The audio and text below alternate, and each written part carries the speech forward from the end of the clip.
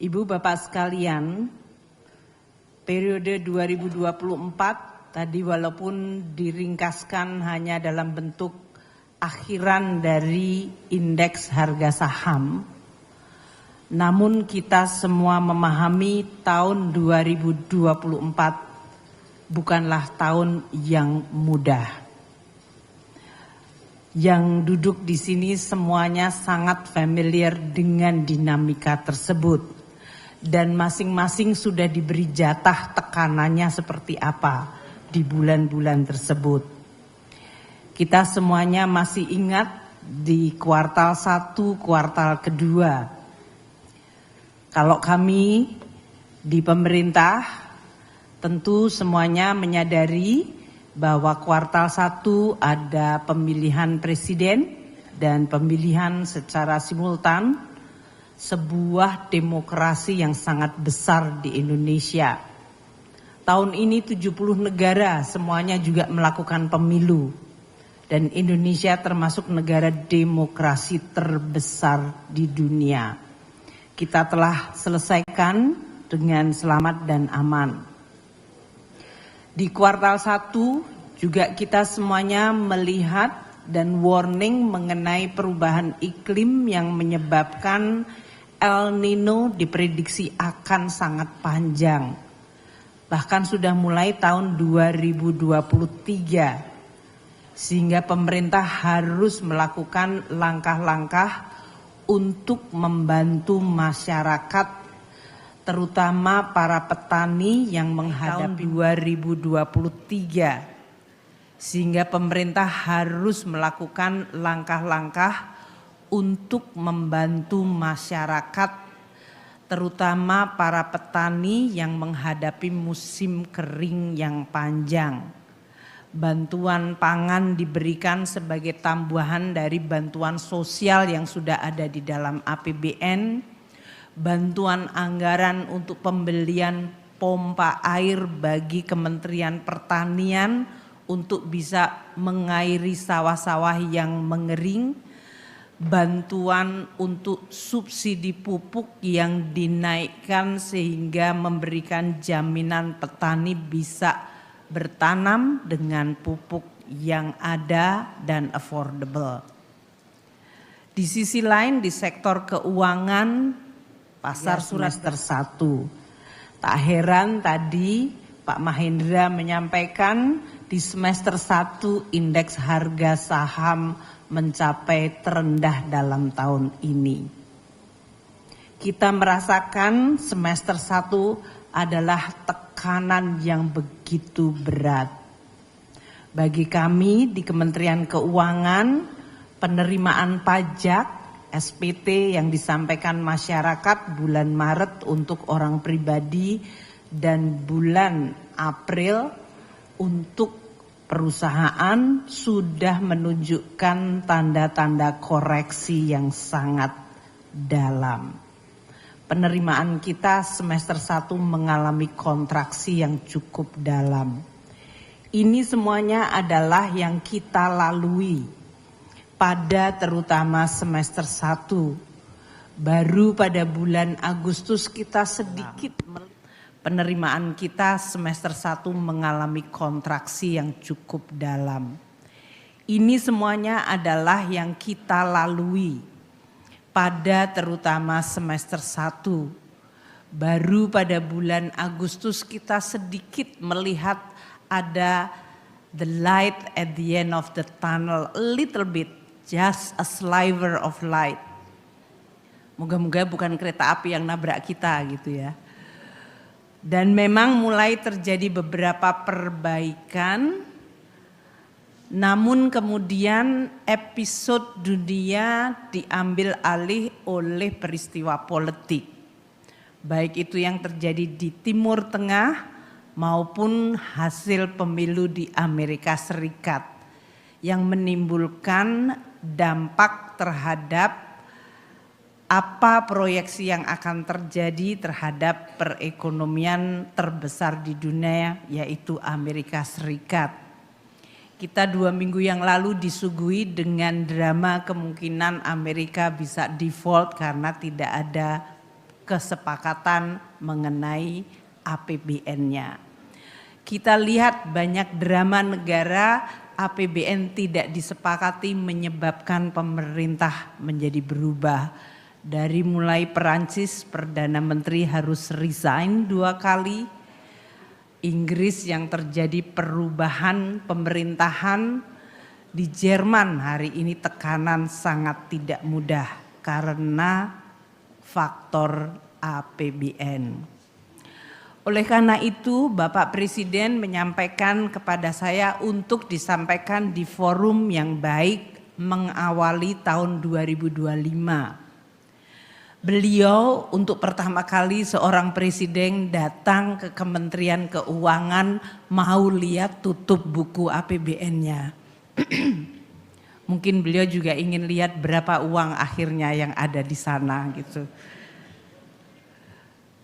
Namun kunjungan beliau itu luar biasa karena itu adalah kunjungan kerja, bukan kunjungan seremonial.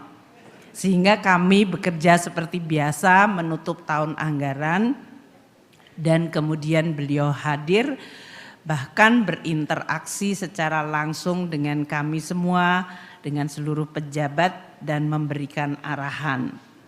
Tentunya karena itu adalah sekitar jam 4 sore hingga maghrib, kami menyampaikan kepada Bapak Presiden situasi pelaksanaan APBN 2024. Dan saya diminta Presiden untuk menyampaikan agar kabar yang saya sampaikan kepada Presiden atau laporan yang kami sampaikan kepada Presiden bisa di-share sedikit karena kabarnya baik. APBN alhamdulillah 2024 kita tutup dengan jauh lebih baik dari apa yang kami laporkan pada semester 1 di DPR dan di Kabinet.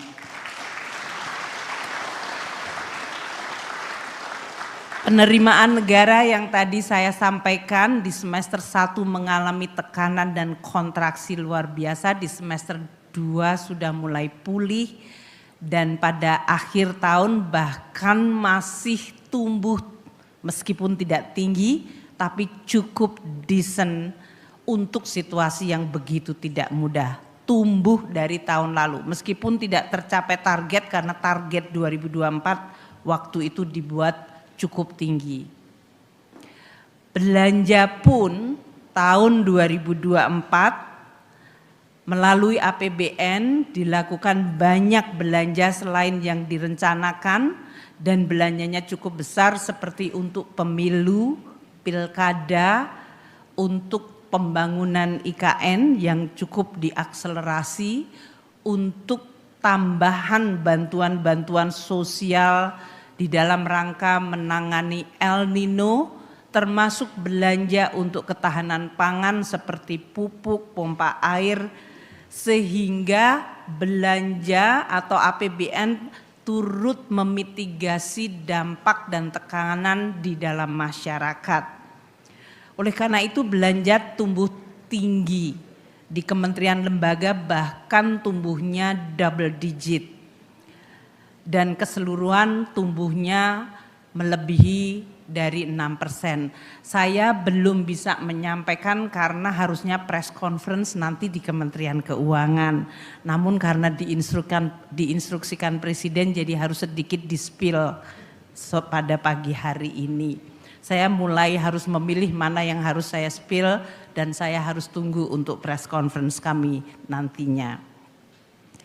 Namun saya sampaikan defisit APBN 2024 mendekati undang-undang APBN awal. Ini adalah hasil yang luar biasa.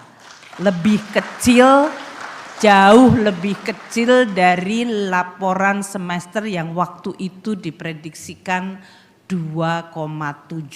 Jauh lebih kecil. Artinya APBN kita tutup di tahun 2024 dengan relatif sehat, aman, dan itu menjadi bekal yang kuat untuk memasuki 2025. Kami memahami bahwa mengelola ekonomi bukan tanggung jawab satu institusi apalagi satu orang.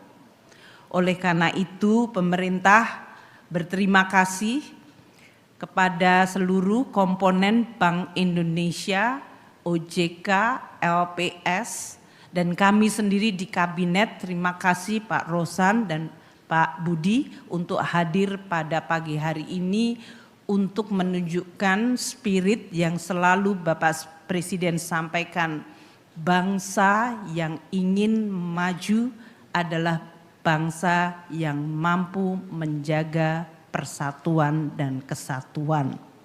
Tidak ada bangsa maju kalau konflik terjadi terus-menerus, baik di level elit maupun di level akar rumput. Di dalam hal ini saya mengulangi lagi apa yang disampaikan Bapak Presiden pada malam di Bank Indonesia. Sinergi adalah keharusan. Sinergi bagi kita semua, pemerintah dan juga seluruh komponen kementerian, lembaga dan lembaga-lembaga terutama di bidang jasa keuangan. Tadi telah disampaikan oleh Pak Mahendra 4 request. Saya tadi screenshot untuk itu supaya saya bisa merespons langsung gitu kan. Karena saya diminta mewakili Presiden. Permohonan dukungan kepada pemerintah untuk pasar modal Indonesia. 1. Penyempurnaan kerangka pengaturan di sektor keuangan dan penyelesaian produk turunan Undang-Undang P2SK. Yuk kita selesaikan Pak Mahendra sama-sama. Kan sudah sebagian ya Pak ya. Ya, kita targetan. Ini tokohnya ada di sini juga. Ada Pak Gubernur, ada Pak Mahendra, ada Pak Yudi Purbaya, dan juga kementerian lembaga lain di lingkungan kementerian yang ada. Dan kami akan bekerja sama dengan para menteri-menteri terkait untuk bisa menyelesaikan produk turunan P2SK dan pengaturan sektor keuangan yang makin baik. Makin memberikan ruang untuk berinovasi, berkreasi namun juga bertanggung jawab. Tetap menjaga governance basic dari prinsipal pengelolaan korporasi dan bursa yang baik. Kemudian yang kedua, implementasi pajak karbon dan regulasi batas atas emisi sektoral untuk mendorong pengembangan bursa karbon. Kami akan berkomunikasi dengan kementerian terkait. Kalau hari-hari ini kalau ngomong pajak ada yang sering sudah nyelomotin saya sering banget. Jadi kami akan terus berkoordinasi dengan para menteri terkait dan lembaga terkait, terutama dengan Kementerian Perdagangan karena tadinya juga dalam hal ini kita terus akan memperkuat termasuk berbagai instansi seperti Kementerian ESDM dan bahkan transportasi. Yang ketiga yang diminta oleh Pak Mahendra atas nama seluruh pelaku pasar modal Indonesia yaitu dukungan paket kebijakan insentif dan stimulus termasuk kebijakan perpajakan untuk pengembangan sektor prioritas. Kemarin Bapak Presiden telah mengumumkan waktu berada di Kementerian Keuangan bahwa untuk pelaksanaan Undang-Undang HPP, PPN 11% atau dalam hal ini penghitungan pembebanan PPN tidak berubah. Jadi itu adalah sebetulnya implisit karena di dalam Undang-Undang APBN tadinya sudah diamanatkan, itu implisit mengurangi beban yang nyata bagi masyarakat. Namun di sisi lain Pemerintah dalam hal ini Presiden telah meminta kita mengumumkan paket stimulus. Sebetulnya tadinya sebagai bentuk untuk mengurangi dampak dari penerapan Undang-Undang HPP tersebut, yaitu kenaikan PPN 11 ke 12. Meskipun PPN-nya tidak jadi naik dan hanya naik untuk very selected item, paket stimulusnya tidak ditarik Pak Mahendra. Jadi dalam hal ini kami tetap memberikan tadi stimulus. Kalau tadi dia permintaannya adalah sektor, yang jelas di sini sektor properti, perumahan, kita berikan untuk pajak penjualannya untuk sampai dengan 2 miliar 100%, dan untuk 5 miliar harga rumah 2 miliar pertama ditanggung pemerintah. Dan untuk semester kedua sliding menjadi 50%. Sektor otomotif kita telah sampaikan insentif untuk PPN-nya juga, dan termasuk untuk kendaraan hybrid, kendaraan listrik dan kendaraan hybrid.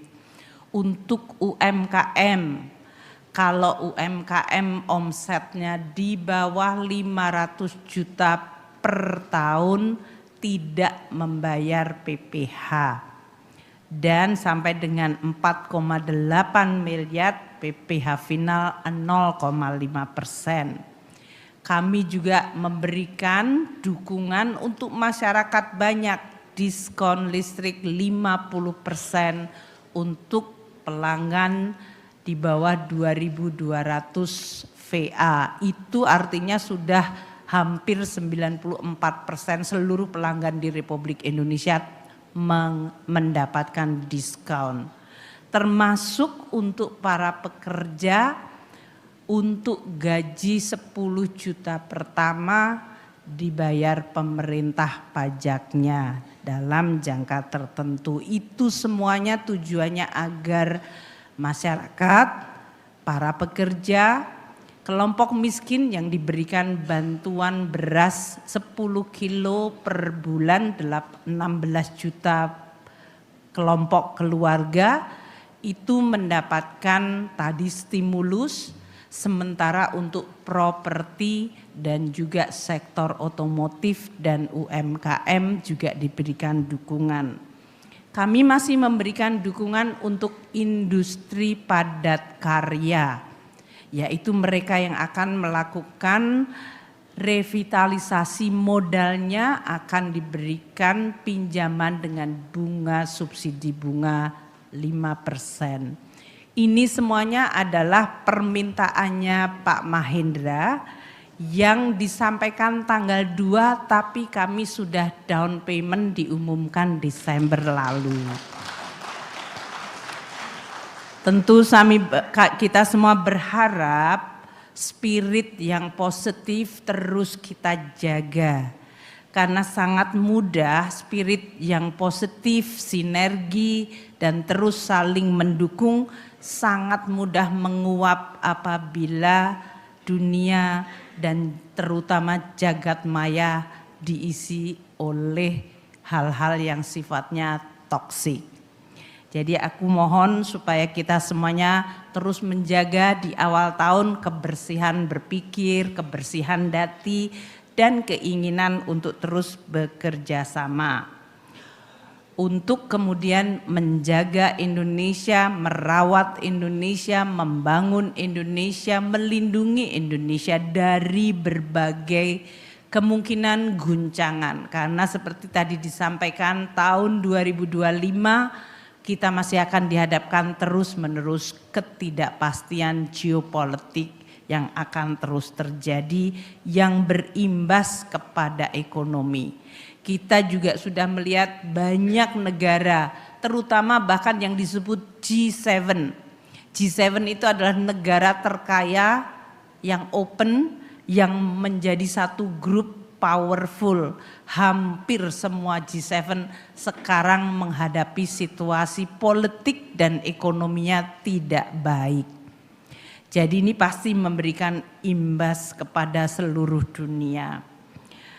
Permintaan Pak Mahendra terakhir, dukungan kementerian, lembaga, dan seluruh pemangku kepentingan dalam program pendalaman pasar. Ini juga kami lakukan.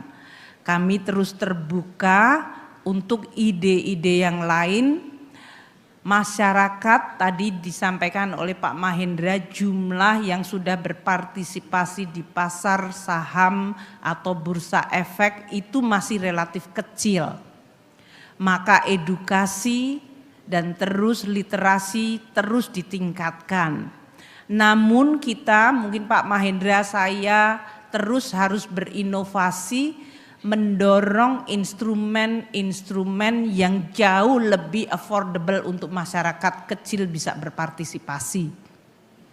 Kami di Surat Berharga Negara sudah membuat pecahan yang sangat kecil, sehingga sekarang di dalam basis investor SBN itu kita banyak menemukan pelajar dan mahasiswa sudah memulai beli surat berharga negara. Itu positif untuk kita semuanya. Saya berharap demikian juga dengan saham. Dulu waktu saya dan Pak Mahendra, Pak Peri masih remaja, kami masih mahasiswa, kita mulai diajari mengenai bursa efek Indonesia, paham mengenai jual beli saham. Sekarang seharusnya ini sudah mulai diajarkan bukan di tingkat mahasiswa lagi, tapi bahkan di tingkat sekolah dasar. Sehingga mereka menjadi getting familiar with dengan bursa efek. Dan ini hanya bisa dilakukan kalau kita juga bersama-sama. Nanti masuk ke kurikulum, bagaimana cara penyampaiannya, dan bagaimana mereka merasa terbiasa dengan transaksi. Tentunya kalau masyarakat sudah mulai mendiversifikasi tabungan dan menciptakan pendalaman, kita juga bertanggung jawab Pak Mahendra untuk agar saham-saham yang dijual belikan adalah saham-saham yang sehat, yang berasal dari fundamental perusahaan-perusahaan yang dikelola dengan tata kelola yang baik. Sehingga masyarakat tidak merasa bahwa mereka membeli sebuah surat berharga yang ternyata tidak berharga. Ini adalah tantangan kita semua. Saya ingin mengakhiri dengan menyampaikan kepada Bapak dan Ibu sekalian pesan Bapak Presiden. Indonesia adalah negara kaya. Kita memiliki banyak sekali kekayaan alam dan kita punya posisi geostrategis yang luar biasa. Dengan kekayaan negara dan amanat para pendiri bangsa kita untuk terus mengelola perekonomian Indonesia dengan azas kekeluargaan, itu artinya kita harus terus peka terhadap kesejahteraan seluruh rakyat Indonesia. Mengelola berdasarkan azas kekeluargaan adalah memanfaatkan seluruh kekayaan negara agar bisa dinikmati dan menciptakan kemakmuran di Indonesia. Ini berarti kita semua harus bekerja keras, melakukan pekerjaan rumah kita, ikut menyumbang dalam memperbaiki, memperkuat, dan mendorong kemajuan. Jangan kita menjadi kelompok yang justru memperlemah. Saya berharap pesan dari Bapak Presiden yang sudah sering disampaikan dan terutama untuk komunitas sektor jasa keuangan juga bisa memiliki gelombang yang sama dengan pemerintah. Sehingga kita bersama-sama ayo jaga Indonesia, perkuat Indonesia, gunakan seluruh anugerah Tuhan Yang Maha Esa kepada bumi, kepada rakyat Indonesia untuk sebaik-baiknya kemakmuran rakyat kita. Terima kasih, selamat kepada seluruh pelaku Bursa Efek Indonesia. Semoga tahun 2025 Anda akan continue hijau seperti ini sampai akhir tahun nanti. Terima kasih semuanya. Bismillah, kita mulai tahun ini dengan baik. Kita jaga sepanjang tahun dengan tekun, dengan teguh, dengan teliti, dan terus bersinergi kuat. Insya Allah Tuhan Yang Maha Esa, Allah Subhanahu wa Ta'ala selalu memberikan jalan yang terbaik dan memberikan perlindungan bagi kita semua. Wassalamualaikum warahmatullahi wabarakatuh. Waalaikumsalam warahmatullahi wabarakatuh. Terima kasih kepada Ibu Sri Mulyani yang telah berkenan hadir dan menyampaikan sambutan. Selanjutnya mohon berkenan Menteri Keuangan Republik Indonesia beserta tamu VIP lainnya untuk melakukan sesi foto bersama.